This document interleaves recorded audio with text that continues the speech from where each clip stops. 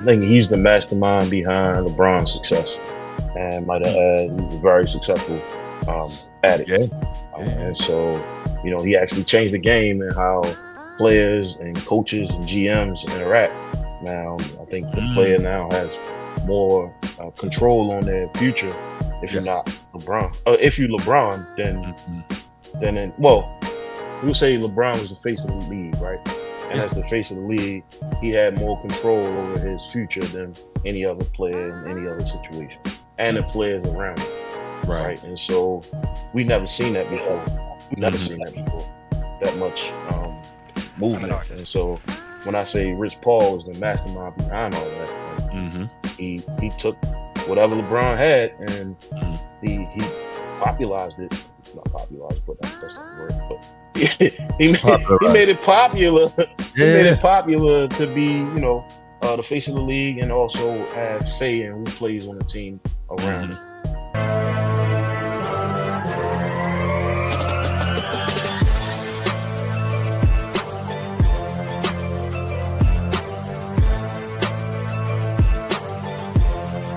If you're watching here on YouTube, make sure you go ahead, click that subscribe, that like, that notification bell. Make sure you're kept up to date whenever we drop new content on the channel. If you want the audio only version of the podcast, open up your audio podcast platform, hit the search bar, type in The Format Podcast. We should come right up. If you're enjoying the content, make sure you give us a like, leave us a 5-star review, and drop a comment. All that stuff helps us rise in the algorithm, helps us find more sports fans, helps more sports fans find us. Make sure you write it down, put it in your phone, make a note of it. The Format Podcast is live Sunday mornings at 10 a.m. Eastern.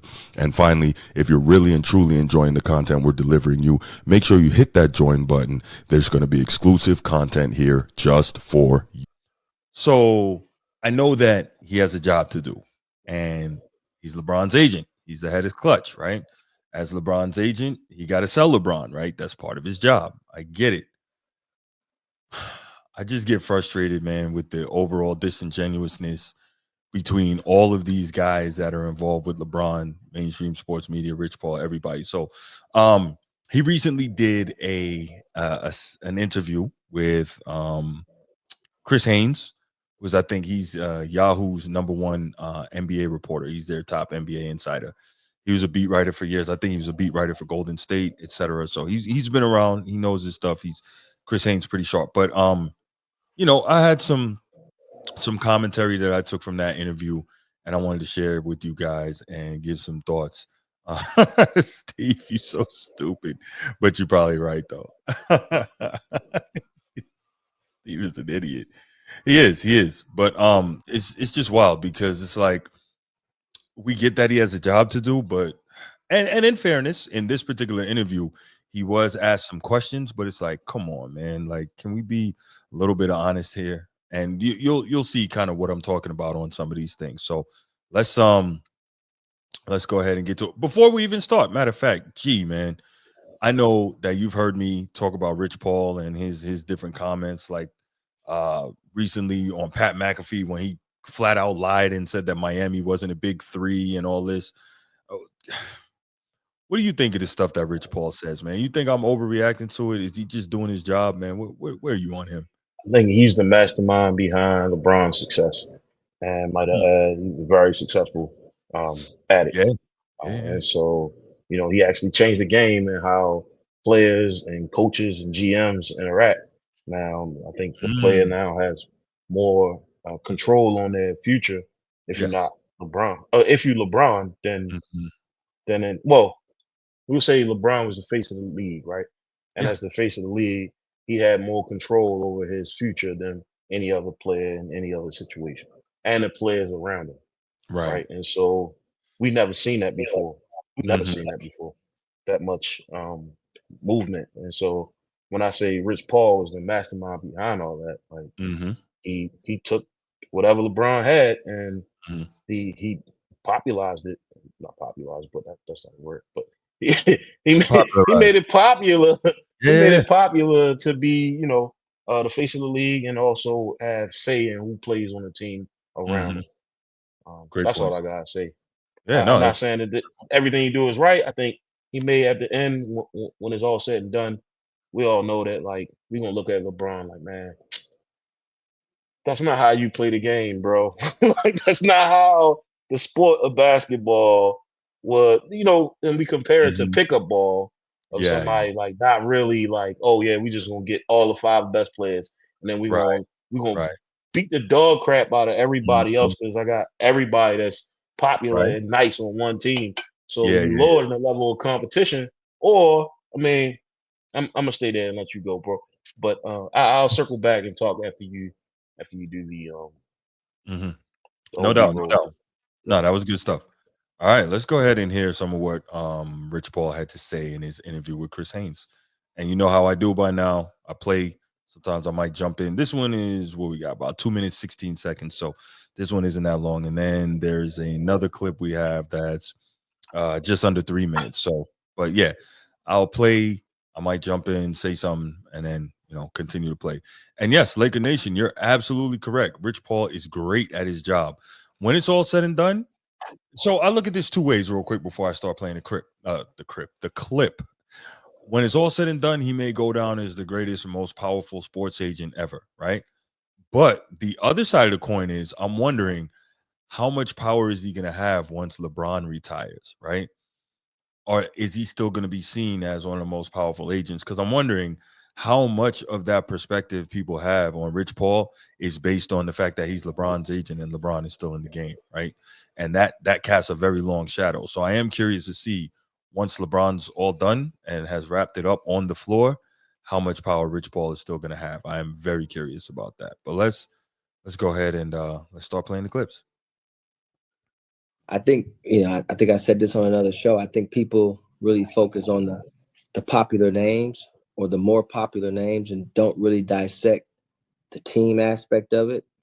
So he was just asked kind of about how the season ended against Minnesota and with LeBron and Luca and how many people thought that, because remember when they went on that run and the team was playing great defense and LeBron was really for the first time in his career really playing outstanding off ball, didn't need the ball. Luca was doing his thing and everyone's like, oh, I can see the Lakers in the Western Conference Finals or even coming out of the West. And you had some people saying Lakers had a legitimate opportunity to win a championship and all that, but they go out in the first round, and now we hear Rich Paul basically page one of the LeBron James playbook.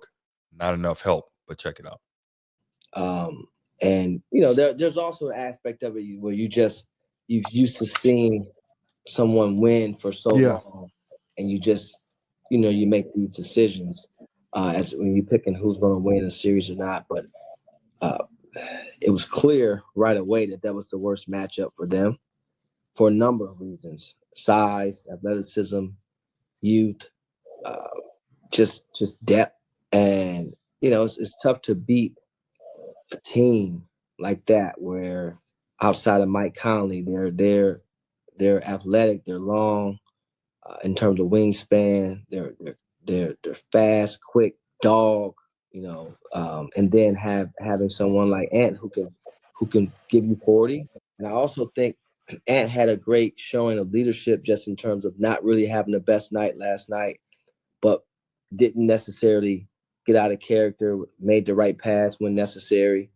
And so that Minnesota team was in the Western Conference Finals last year. I think people put so much into the regular season and how that goes, but that was no surprise to me. I think I stated it on when I was on Pat McAfee's show. Like, this is not going to be.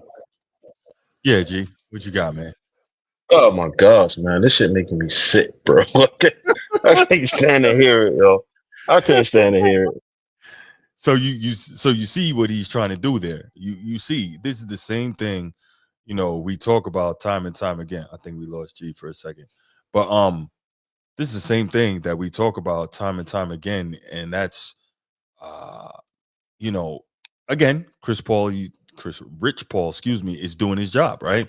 But it's always the making excuses. It's always the team didn't have enough. It's always they got rocked into a bad matchup when damn near everybody picked the Lakers to beat Minnesota in that series. So what are we really saying, right? Exactly, Steve. Exactly. The sixth seed was the worst matchup. Like, come on, man. everybody was picking Minnesota to win, myself to lose. Excuse me, myself included. I was really surprised that. Oh, we lost G. I was really surprised that the Lakers did not win that series because if you all remember, I think it was Chief Sid Bubba called in and he was telling G. Well, G said the Lakers would not make it out of the first round, and I was like, nah, G, they not losing in the first round.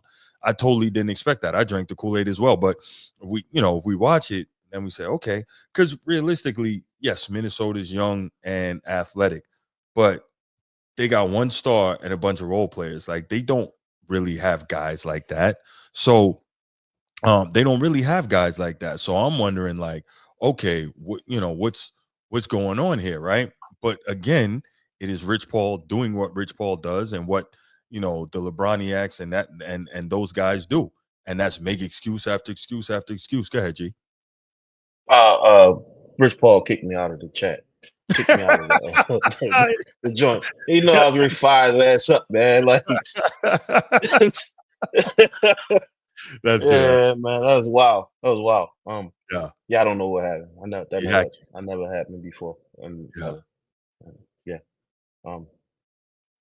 Yeah. Did you finish the B roll though? I had some technical. Oh no. No, I had a little more sound to play. I thought you had more comments. No. I get to it at the end. Obviously, try not to get into who's going to win or lose, but the parity in the league throughout it's just as you can see in these playoffs. Even that Knicks Pistons series, there was some lopsided ones. Obviously, the OKC series and the Cavs series, but I know the Orlando Boston series was 4-1, but Orlando, their piece Yeah, two they was played. from really being competitive, and they played. They had guys compete. Very well coached team, and so it's no surprise to me. I really didn't, and I said this on the show as well. I just really didn't think that the roster for the Lakers was anywhere close to a championship type roster. I know you got something to say. Go ahead, say it. I know you got something to say. I know you I have something. mean, he's the agent. He's the mastermind behind all these things, right? And Yes. so you get pretty much essentially happened with the Lakers and Minnesota. They got dominated at the in the from the front court. It wasn't a backcourt play they put them on. It was Rudy Gobert looking like freaking Wilt Chamberlain down there. When you trade away one of your best big men and defenders for somebody who don't play defense, and now you and not to mention you gave up a roster spot. You had no intentions of competing this year. You gave up a roster spot for the son of LeBron James. So this whole Mm, thing, and that's why I said they was going to lose because I can look through the bullshit and see if you're really ready to play or you're just doing stuff just so you can make a splash. After that, it was just all like lights, camera, action. It wasn't. mhm, They wasn't. Of course, they wasn't built to win anything. mhm, mhm. Of course, they wasn't built to win anything. How can you? This is what happens when you don't build a dynasty around your best player and you just Mhm, pick and choose and pick people off the court, off the sidelines. Like you can't do that. Like you have to have that dynasty is going to be it's going to run. Like I look at Minnesota, I think they stout. That's a stout team, right? But you mhm, seeing them play now, and it's not that they're struggling right now with a injured Golden State, but they holding their own. mhm. That's all I'm saying. They hold their own. He just Rich Paul, man. I don't know. We all knew that these guys wasn't going to do anything. Well, not all of y'all, Right. not all of us. I knew that the Lakers wasn't going to do shit this year. Hey, I G, know you it. right. Y'all didn't You know it. right. And nah, Yeah, you look, right. I did not, and I admit it. I was definitely wrong on yeah, that. y'all drank the Kool Aid, like you said, and it's I did. okay. We'll allow it, man. But we got to start looking at shit the way it is, man. Like that's one game at a time, and they they had an opportunity to do what they need to do and make the moves they needed to make, but they wanted Luke, they wanted Luca, they wanted Mhm. Luca, they wanted Yeah, Luca, they wanted that yeah. international face That's right. next to LeBron James. There's a Mhm. money pool, and they got kicked. They got bumped the first round, and it Yeah, ain't the first time we saw a a, a, a super team because he pretty much that. I mean, that move was crazy. yeah. Moving AD the way he did, man, like that was crazy. And if it wasn't for AD, they wouldn't have had that COVID ring. Correct. They The wouldn't have bubble had it. chip. We call that Yeah, a they bubble wouldn't. chip around here. I call it the COVID ring. Same Just thing. like the COVID J's that came out. Like nobody wear them no more. Damn. They, nobody wear the cool gray J's, man. Nobody wear them. Right. Yeah, now it's crazy. No. But let's hear some of I'm spazzing. My bad. I mean, No, you good, man. I love it. So Chris Haynes asked this, I thought was really interesting. He asked Rich Paul if he thought LeBron James was underappreciated. So here's a question that I have before we even get started with the sound, because this is something that I really don't understand, because we keep hearing what's my man's Stephen A constantly talk about everything that LeBron has done for the league. Okay, LeBron has made the league a lot of money. Other than that, what has he really done for the league? He hasn't done anything to better the level of play. He hasn't done anything to better the level of competition.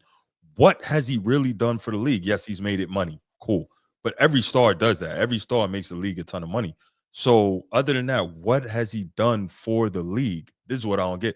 Like a while back when I had the debate with Bruce, I asked the question and he couldn't answer it either. I just want to know, what is it that LeBron has allegedly done for the league that they keep talking about, that he should be underappreciated? What should we be appreciating?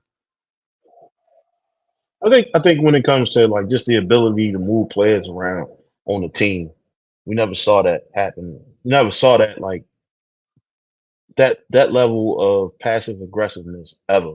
Mhm. We never seen that. We never seen a player with that much GM power on the floor. We never seen it. And, Is and, that and something and we at should the end of the day, appreciate? That didn't help the league. I'm not sure. At the end of the day, you can look at it like he got the 4 rings because of it, or you could Mhm. say, he lost 6. He could have had more if he just, but anytime a player has that much pull, man, you gotta respect it. That you just Do I? have to respect it because Mhm. Mike didn't have it. Mike went through hell with his GM. Jerry Krause, he went Mhm. through hell with him. So that's the other side of the conversation. It's like, is it beneficial for players to have that much pull that No, they can push around the GM? Or like would we have seen more from Mike if he had the same power that LeBron has? but I think, as we know, the mentality back then was different. I think even if he had the same power, I don't think he would have wanted to do it, because Mike was insane. He wanted to beat everybody. You know what I'm saying? So I don't know that even if he had that type of power, if he would have used it. Because Jerry Krause, I always say, Jerry Krause hated Mike, Mike hated Jerry Krause, but Jerry Krause made it clear he has no reason to defend Mike, and he came out and said it. Mike never asked me to trade for anybody. He never asked me to trade anybody. He never wanted me to get anybody. He said because he believed he was that good that he would win with whoever we gave him. So I mean, No, nah, that ain't how I see it. I see it as Jerry. They was teasing the shit out of Jerry Krause. Jerry Krause got tired of everything and he blew the team up. oh That's yeah, what we I know took that. when I watched the documentary. Yeah, at And, the end, yeah. and, and so and so what I see is like I'm like, damn, if Mike had the ability Mm-hmm. if he had the ability to put his foot down, I don't think he would have let that team blow up. Mm. And that's something that only LeBron has right now. And so when people say that, like, yeah, man, if you're an analyst and you're looking at things, this is the only thing we got from this dude. He won and lost. His won and loss ratio is mid, just like a lot of other people. Granted, he got there, but at the same time, on the court, it's not that spectacular. But off the court, Mm-hmm. yeah, that's something that I think he should get props for. Because I mean, is it sleazy? Maybe. Some of the Maybe, stuff he did to players, some of the stuff he did to players is maybe. sleazy. Nah, man, I don't It was respect it at all. sleazy, But bro. that's a whole different discussion, which Yeah, we yeah, probably yeah, yeah, yeah, can yeah. get into on the next topic. But Hold on, yeah, but let's. for the record, though, I got one thing to say for the record. Sure. I am not saying that everything this guy did was great. I'm I get just it. pointing out one thing that Right. I think that's different from that era and this era. Mm-hmm. No doubt. Nobody had that power. Right.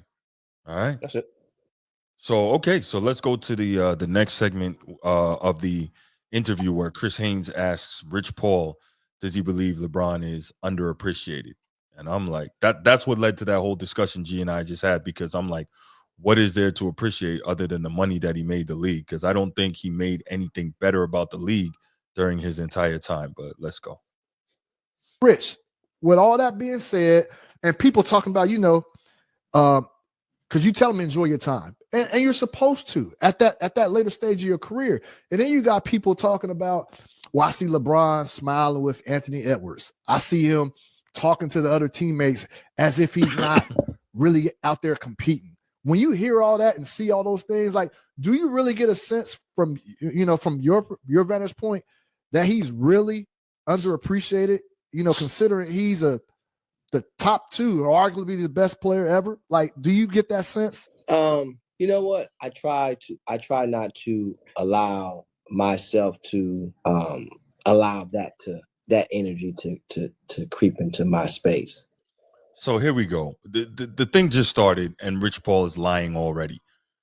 How is he saying he tries not to let that energy to creep into his space?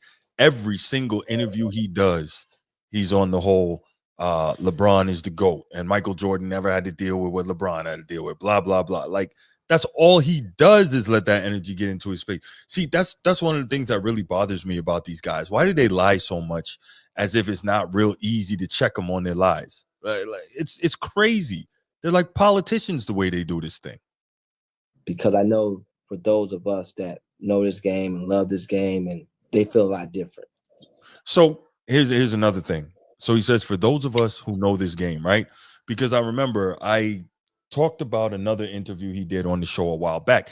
And one of the comments that really irked me when he was like, people who talk a certain way about LeBron, they lack the knowledge to effectively talk about the game. They didn't play at a high level. And I'm like, well, you didn't play at a high level. What makes you have the knowledge to talk about it, right? Just because you're around it as an agent, okay, maybe you know something about the game, cool, but you're not some basketball savant either, bro. Like, what are we talking about here? So basically, and this is what I don't like about the whole like LeBron fan base. If you're not a fan of his or you criticize him, you don't know the game, right? But if you are a big fan of his, I'll just say, then you know the game, right? That's what they tell us, right? Ridiculous. Yeah, let's continue. His peers feel a lot different and things like that. And sometimes a pair of lips will say anything, man. People just say stuff just to hear themselves talk. Yeah, and he's one of them. Sometimes a pair of lips will say anything, right? Like Miami wasn't a big three. How about that? Is that one? See, Chris Haynes should have asked him that question, but I think Chris Haynes he's down with clutch too. I remember one time he was saying that no, I'm not just saying that. He said one time that I think LeBron called his parents and spoke to them, and like immediately, like he said that publicly, and then after that, all of a sudden you notice like he was never super critical of LeBron, but he became pretty much a fanboy after that. And I'm like, look at this freaking guy, man. But yep.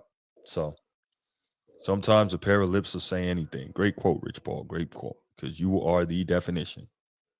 But everyone has their own opinion, and they pay their money to have that opinion, given that they watch it on the streaming services or have the opportunity to catch games. But a lot of it is unrealistic sometimes and unwarranted. But you can say that for a lot of people.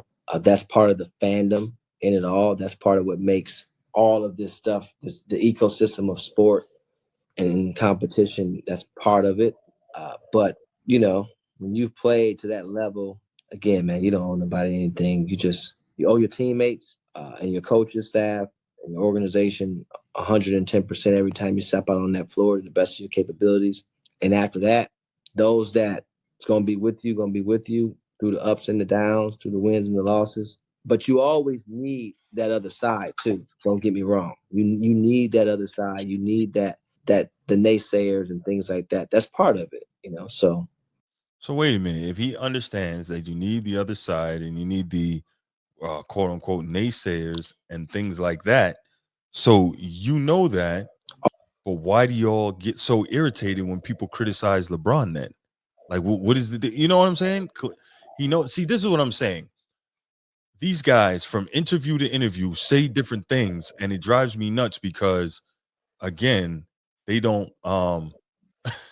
they because they don't what do you call it? They act as if we can't go back and listen to the other things that they've said in the past and reconcile the fact that these things don't add up. I'm like, we're not that dumb. And you're on the internet and nothing ever disappears on the internet.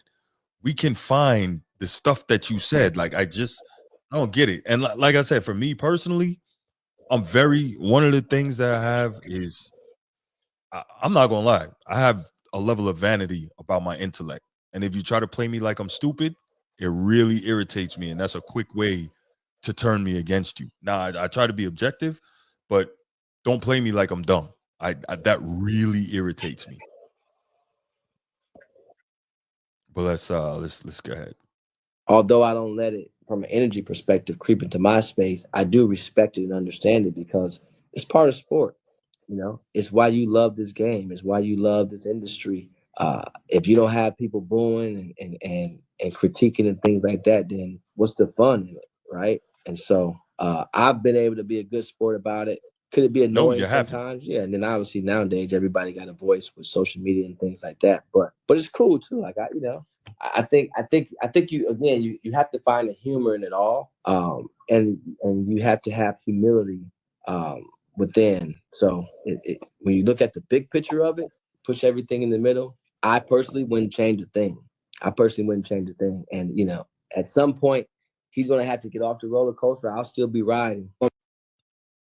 So you wouldn't change a thing. That's interesting. But so you know what is interesting, G, when he says that you need both sides of the coin, that's something else that I've said, right? When people talk about, they say, oh, all you do is talk about LeBron and what you gonna do when LeBron is gone and this, that, and the third, right? And I'm like, yo, do y'all really think that LeBron doesn't love all this attention? Do you really think that positive or negative, whether it's quote unquote hating or loving, that LeBron doesn't make money off of all this attention? Like, do we really think that? Or do y'all believe that he's only good with, the LeBroniacs and whatnot? That ain't how this works. He loves all the attention. He needs all the attention. It doesn't matter if it's worshiping him or criticizing him. He's got to have it. All that brings money and all that stokes his ego. So like, uh, I don't know. Pretty simple concept to me, man. What do you think about what he had to say in this segment? The whole segment in itself, it talks about something else where LeBron is staying in the news. We talk about this all the time. He's now in the Mm. media. He's staying relevant, Yeah, even though he got hurt during a game. and I we'll can't talk talk about about that that. because we'll talk about that later. But Yes, but sir. but it's just like it's timely, right? It's Yeah. timely. It's right on point for Mm. one of those. That's a chess move. This is definitely a chess move. Great People point. talking about Great. LeBron when the NBA Finals was still going on and how he didn't have enough help and how they knew all these things was going to transpire because they didn't have enough help. Um, Yeah. it's I don't know how you build a legacy off of this because at Yeah. some point somebody gonna have to look at it and be like, "This is the most sucker shit I ever seen in my life." Sorry, excuse my language. Oh no, no, Format podcast, I get it, but man.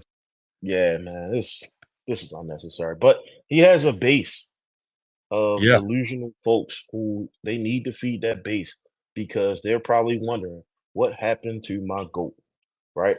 Mhm. How did my goat get kicked? Oh, he was hurt. Okay, all right. Who else got hurt? Who else got hurt? Steph Curry got hurt. Yeah. We not hearing a press conference going on about how he's injured and all this book. You know what I mean? And he Mhm. got just as many rings as he do. I Yeah. hate to bring that man up, but In less time. that's all I'm saying. There's no excuses coming Right. from somebody who is arguably one of the second best players in this era, first or second. Yeah. No. I totally agree with you on that, man. It really is. I don't know. It's super aggravating to see because it's like, man, really, like if you're what you say you are, you're better than this, but clearly not. Soap Yeah, opera. that's thank you. Yes, soap opera. That's a great one. That's a great one. All right, let's do this. I want to go because it's a kind of similar topic. we're gonna go right into the next one, and then after that one, we'll take a few calls on it, and then we'll wrap up with Dirty Draymond and get up out of here. But let's I like that Dirty Draymond. That's a Dirty wild one. Draymond. We're gonna Yeah, have fun with that one. We're gonna have fun with that. Y'all stick around.